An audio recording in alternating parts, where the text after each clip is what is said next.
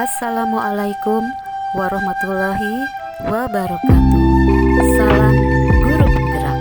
Saya Rizka Dwijanti, calon guru penggerak angkatan 9 dari SD Negeri Melong Mandiri 1 Cimahi. Saya akan memaparkan kesimpulan dan refleksi pemikiran Ki Hajar Dewantara pada modul 1.1 koneksi antar materi.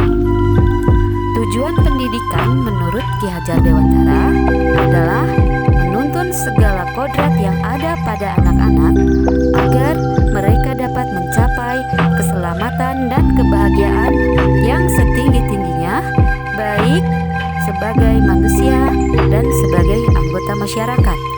Pendidikan harus menciptakan ruang bagi murid untuk bertumbuh secara utuh agar mampu memuliakan dirinya dan orang lain atau merdeka batin dan menjadi mandiri atau merdeka lahir.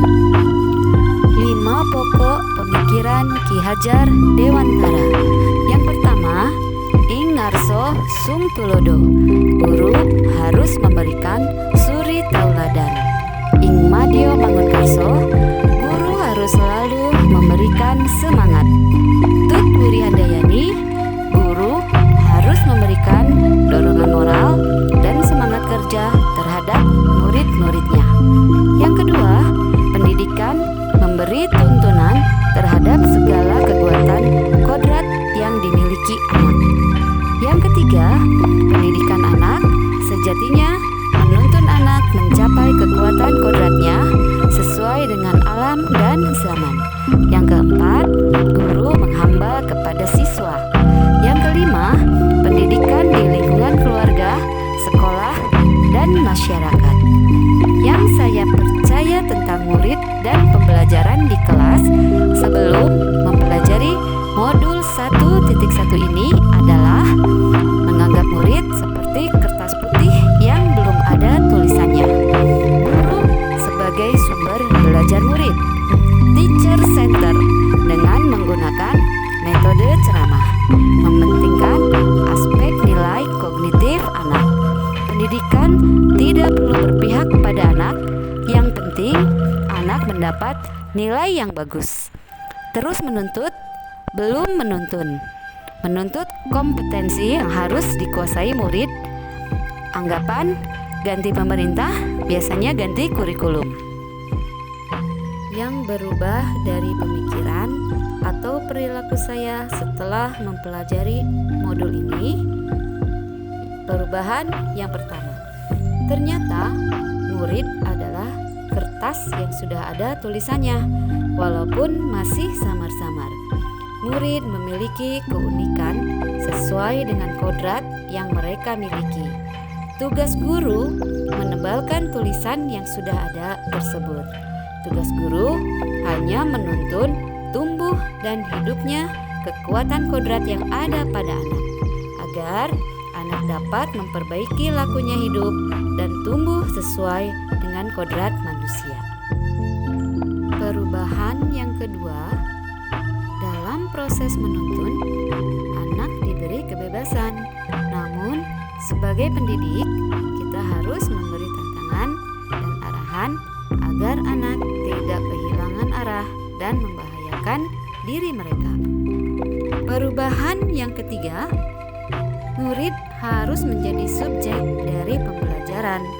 Guru menjadi fasilitator dan motivator dalam pembelajaran. Guru bukan satu-satunya sumber belajar. Murid bisa belajar dari lingkungan sekitar, teknologi, bahkan dari orang yang bukan seorang guru. Perubahan yang keempat, guru harus melakukan pembelajaran yang berorientasi dan berpusat pada murid. Guru harus memberikan kesempatan dan kebebasan kepada murid untuk berekspresi dan berpendapat sesuai dengan yang mereka inginkan. Perubahan yang kelima, mulai pembelajaran yang mengaktifkan murid. Kodrati anak yang suka bermain mulai saya terapkan dalam pembelajaran. Misalnya bermain games wujud benda, games awal suku kata, atau games membuat kalimat.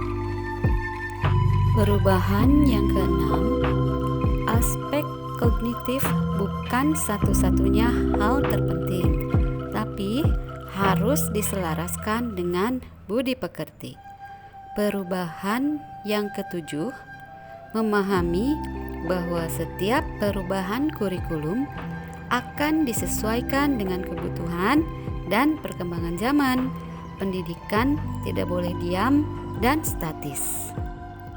Yang dapat segera saya terapkan lebih baik agar kelas saya mencerminkan pemikiran Ki Hajar Dewantara. 1. Menciptakan suasana belajar yang berpihak pada murid, pembelajaran yang sesuai dengan kodrat alam dan zaman. 2.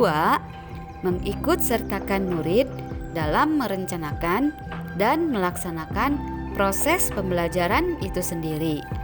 3. Terus mendorong dan memacu murid untuk terus kreatif, inovatif, berpikir kritis, dan memiliki inisiatif. 4.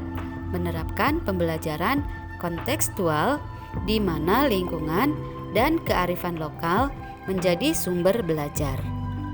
5. Menanamkan budi pekerti melalui pembiasaan baik dalam pembelajaran. 6. Terus berkolaborasi dengan orang tua dan masyarakat sekitar dalam mengembangkan pembelajaran dan nilai-nilai budi pekerti. Kesimpulan dari modul 1.1 ini adalah pendidikan adalah menuntun semua kodrat pada anak agar mereka dapat mencapai keselamatan dan kebahagiaan yang setinggi-tingginya. Pendidikan bukan hanya mentransfer ilmu dan mendapatkan nilai saja, tapi ada pemahaman budi pekerti dan mendidik siswa sesuai kodrat alam dan zaman mereka. Pendidikan sejatinya berhamba kepada anak.